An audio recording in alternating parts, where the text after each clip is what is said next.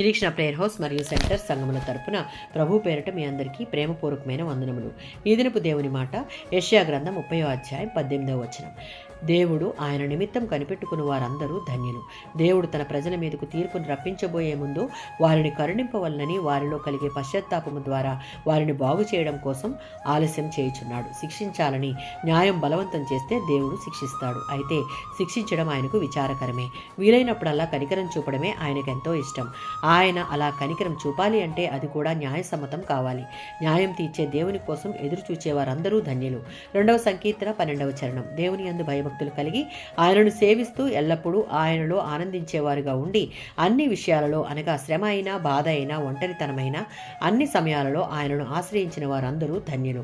34వ సంకీర్తన 7-9 చరణాలలో ఆయన యందు భయభక్తులు గల వారి చుట్టూ ఆయన దూతలు కావలి ఉండి వారిని రక్షిస్తారు. కనుక ఆయన మంచితనాన్ని ఆయనతో సహవసిస్తూ రుచి చూచి ఎరిగి ఆయన నిమిత్తం కనిపెట్టుకునే వారందరూ ధన్యులు అని దేవుని వాక్యం సెలవిస్తుంది. సామెతల గ్రంథం 16:20. దేవుని ఉపదేశమునకు చెవియొగ్గువాడు అనగా నిర్దోష మార్గమున వివేకంతో ప్రవర్తించేవాడు మేలు పొందేవారుగా ఆశీర్వదించబడతారు.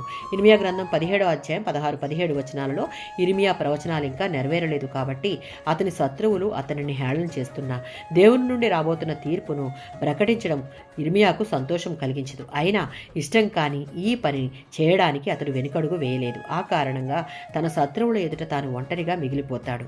వారి నుంచి భయం కలుగుతుంది. అటువంటి సమయంలో దేవునిని ఆశ్రయించి ఈ పరిస్థితుల వల్ల అతనిలో కలిగినటువంటి అధైర్యాన్ని తొలగించి ధైర్యపరుచుకున్నాడు.